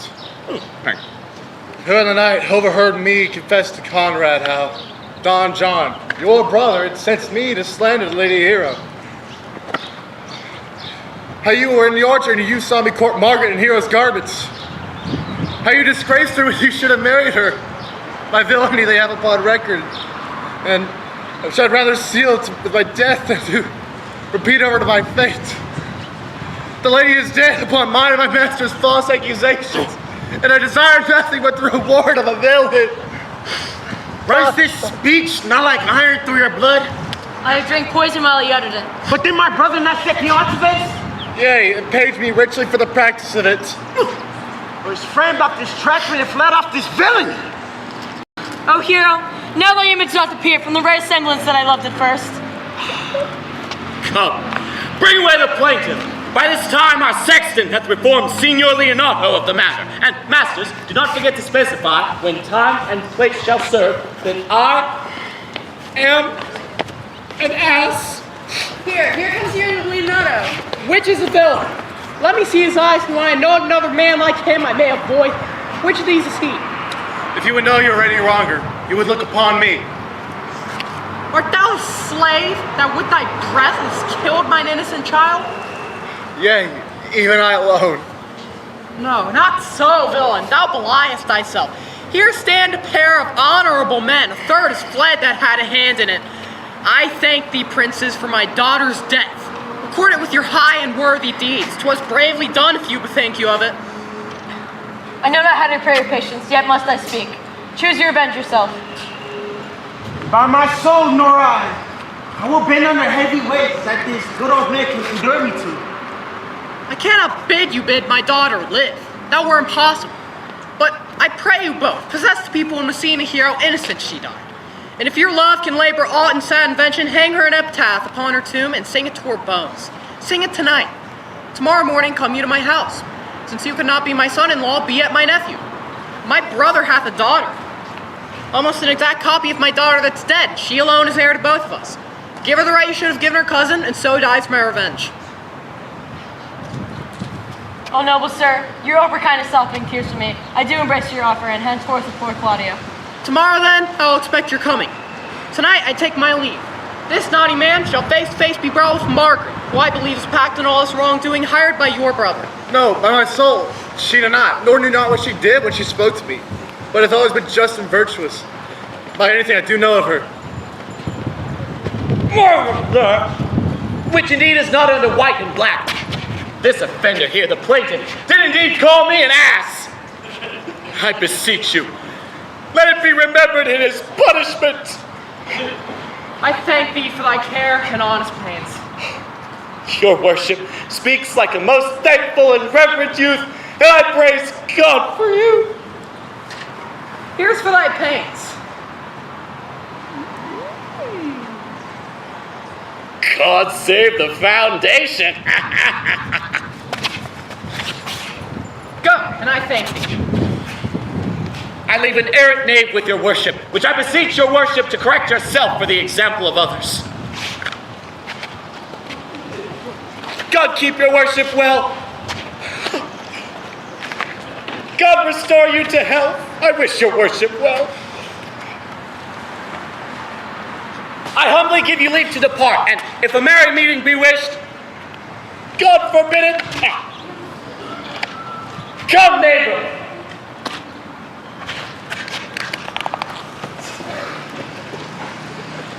Until tomorrow, lords, farewell. Farewell, my lords. We look for you tomorrow. You will not fail. Tomorrow, I will mourn with you.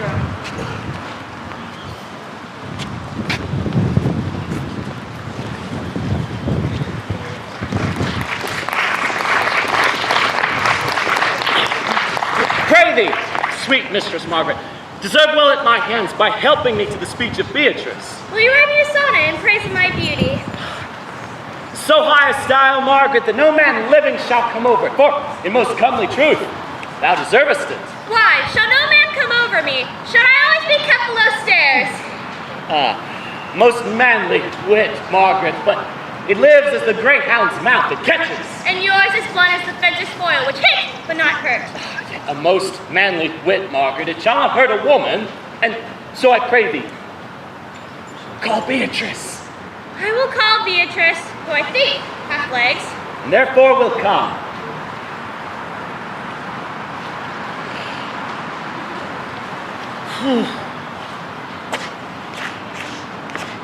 The God of love that sits above.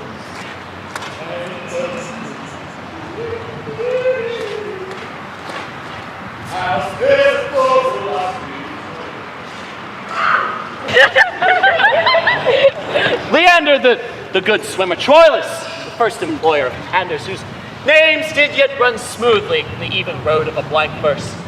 Why, they were never so truly turned over and over as my poor self did love. Harry, I cannot show it in rhyme. I have tried.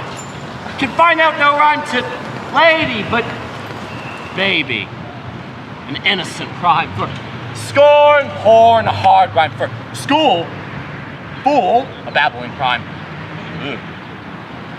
Very ominous endings. No, I was not born under a rhyming planet, nor I cannot woo in festival terms. Hey,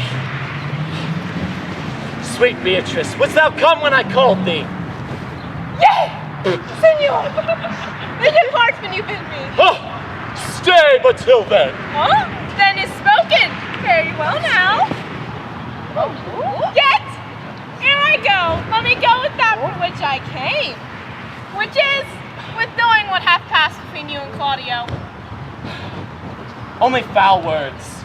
Thereupon will I kiss thee. Foul words, but foul wind. And foul wind is but foul breath. And foul breath is noisome. Therefore, I will part unkissed. Thou hast frightened the word out of his right sense, so forcible is thy wit, but I must tell thee plainly. Claudio undergoes my challenge, and either I must shortly hear from him, or I will subscribe him a coward. And I pray thee now tell me, for which of my bad parts didst thou first fall in love with me? For all of them together, which maintain so politic a state of evil, that they will admit no good part to intermingle with them. But for which of my good parts did you first suffer love for me? Oh, suffer love, a good epithet. I do suffer love indeed, for I love thee against my will. In spite of your heart, I think. Alas, poor heart. If you spite it for my sake, I will spite it for yours, for I will never love that which my friend hates. Thou and I are too wise to woo peaceably. It appears not in this confession, for there is not one wise man among 20 who will praise himself. An old instance, Beatrice, that lived in the time of good neighbors. If man do not erect his own tomb ere he dies, he shall live no longer in monument than the bell rings and the widow weeps. And how long is that, think you? Question, why? An hour in clamor in a quartering room. Therefore, it is most expedient if Don Worm, his conscience, should find no impediment to the contrary, to be the trumpet of his own virtues, as I am to myself.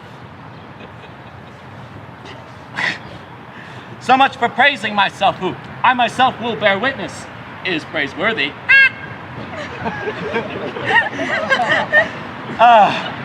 And now tell me, how doth your cousin? Very ill. And how do you? Very ill, too.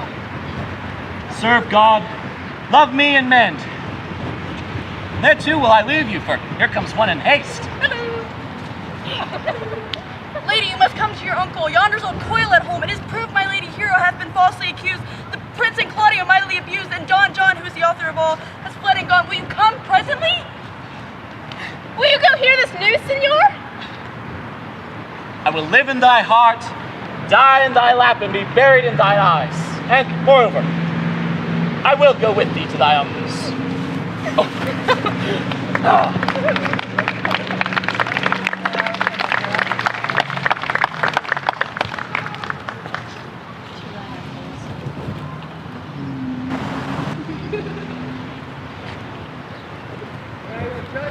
She was in it.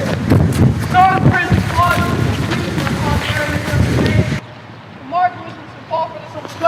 go against her will. Here's the true source of all the questions. Well, I'm glad all things work so well. So am I. Being else by faith and forced to call young Claudio to a reckoning for it. Well, daughter, and you gentlewomen all, withdraw to a chamber by yourselves, and when I call for you, come hither masked. Prince Claudio promised by this hour to meet me. You know your office, brother. Be the father to your brother's daughter, and give her to young Claudio. Which I will do. Confirm confidence. Friar, I must entreat your pains, I think. To do what, senor? To bind me or undo me, one of them. Truth it is, Leonardo, good senor, your niece regards me with an eye of favor. That I my daughter lent her, 'tis most true. And I do with an eye of love requite her. The sight whereof I think you had from me, from Claudio and the prince. But what's your will? Your answer, sir, is enigmatical, but for my will is your good will may stand with ours this day to be conjoined in the state of honorable marriage, in which, good friar, I shall desire your help. My heart is with your liking. And my help. Good morrow to this fair assembly. Good morrow, Prince. Good morrow, Claudio. We here attend you. Are you yet determined today to marry my brother's daughter? I will hold my mind. Call her forth, brother. Here's the friar ready. And now, Benedict, take the very February face, so full of fun, storm, and cloudiness. Perhaps I merely but think upon the savage bull, and yet, in regards to that, some such strange bull leapt this young man's father's cow and got a calf in that same feat, much like to you, for you have just his bleat. Hush, fear not, man. We'll tip thy 100 gold. For this I owe you. Please. What repentance is to be owed to a brother from a brother? Life lives in a semblance of happiness as long as we hold ourselves. Here come other reckonings.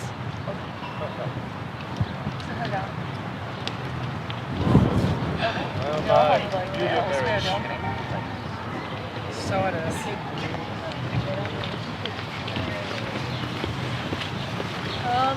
Which is the lady I must seize upon? The same as she, and I do give you her. Sweet, let me see your face. That you shall not. Not till you take her hand before this friar, and swear to marry her. Take my hand before this holy friar. I'm your husband if you like of me. And when I lived, I was your other wife, and when you loved, you were my other husband. Another hero!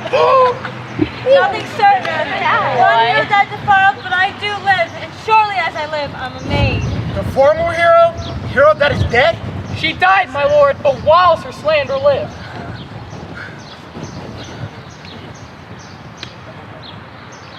All this amazement, I can qualify. For after the holy rite surrendered, I will tell you a fair hero's death. But in the meantime, let wonders seem familiar. And to the chapel, let us press Soft and fair, friar. Which is Beatrice?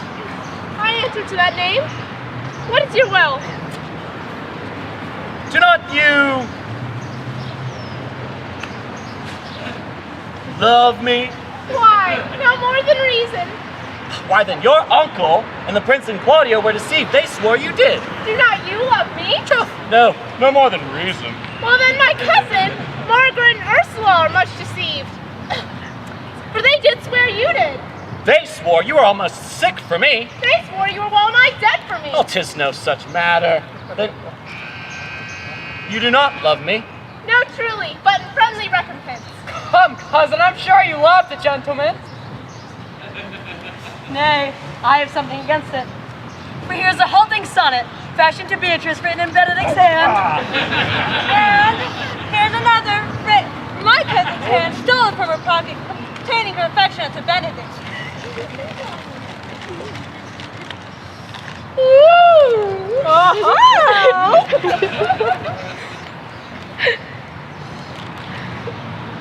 Miracle.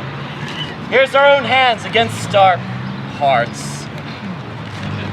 Come, I will have thee, but by this line I take thee for pity. I would not deny you, but by this good day, I yield upon a great persuasion, and partly to save your life, for I was told you were to consumption. Peace will stop your mouth. How dost thou, Benedict, the married man?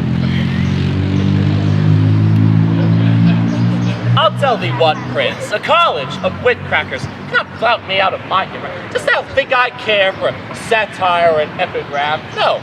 If a man will be beaten with brains, he shall wear nothing handsome about him. In brief, since I do purpose to marry, will think nothing to any purpose that the world can say against it, and therefore never flout at me for what I have said against it. For man is a giddy thing, and this is my conclusion. For thy part, Claudio, I did think to have beat thee, but in that thou art like to be my kinsman, live unbruised, love my cousin. Well, I have cudgeled thee out of thy single life and made thee a double dealer. We are friends. Let's have a dance ere we are married, so we may lighten our own hearts and our wives' heels. We'll have dancing afterward. First, of my word. Therefore, play music. Prince, thou art sad. Get thee a wife. Get thee a wife. There is no staff more reverend than one tipped with horn.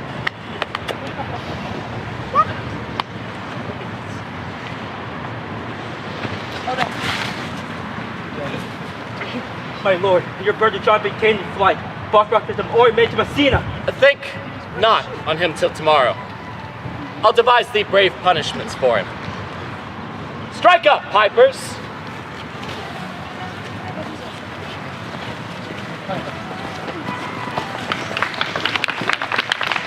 Hey!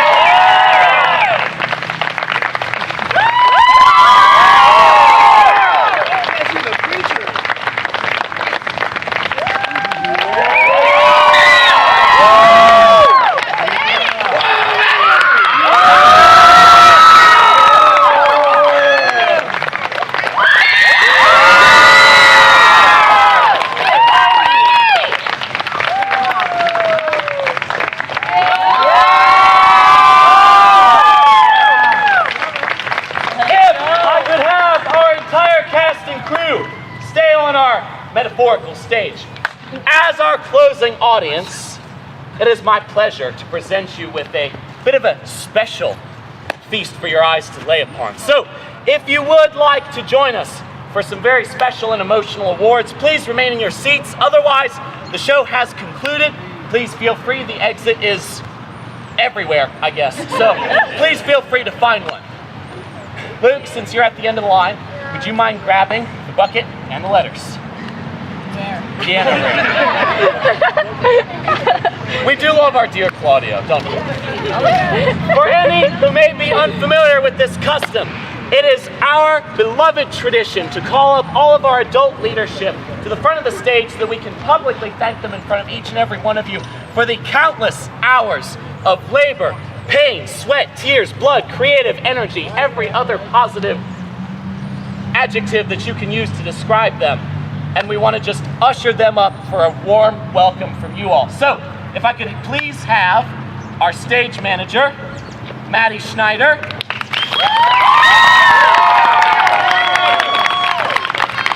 Our costumer, India Hooks.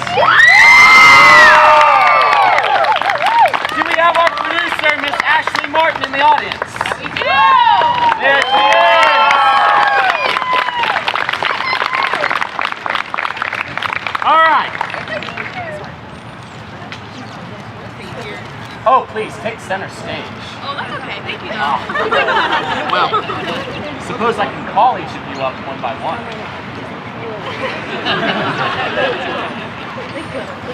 First, to Maddie.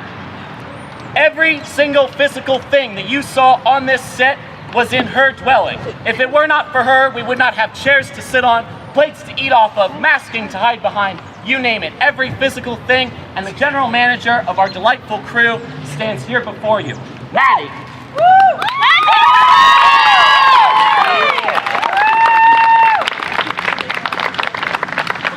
And we are not going to set those in there because there's water at the bottom of the bucket that I just realized. India. Our delightful costumer and pretty much head of makeup, as she both falls into. India has been with us, likewise to Maddie, for many years after both of them graduating as students here from Norwood High School, and they've continued to give back to their high school program that changed them and shaped them so much and brought them so much joy, and they are just paying it forward by helping each and every one of us. India is single-handedly responsible for all of the delightful costumes that you can see here before you. I mean, take a look at that. Isn't that some darn good work? So India, for your service, thank you.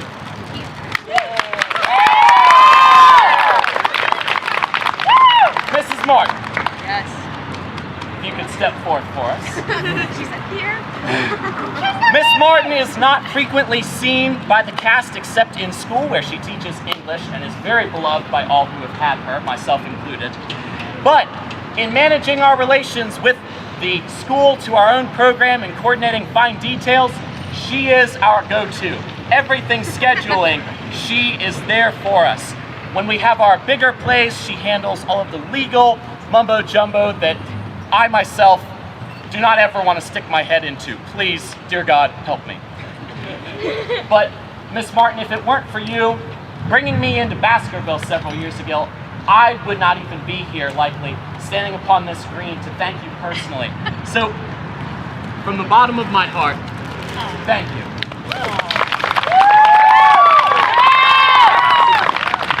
And last, but certainly not least, is our director, Pat Hodson, who every ounce of magic in terms of you go here, you smile here, you cry here, she handles that.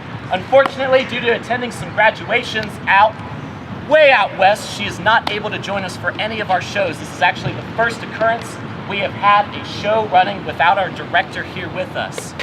But you as an audience have made it truly wonderful, so thank you all very much. And Pat, if you are watching this, I'll keep your flowers alive till you're back, don't worry. We love you, thank you so much for so many great years. If we can have a little longer, please. And Sana, please come up. You gotta get up there now. As you all know, Sana and Ian are our wonderful seniors of this show. We must get them a senior gift. We had some trouble shopping today, as we did run into some people on the way. But Sana and Ian, these are for you. And we want to thank you, and we'll miss you. Thank you for inspiring us, all of us, and we wouldn't know what we would do without you.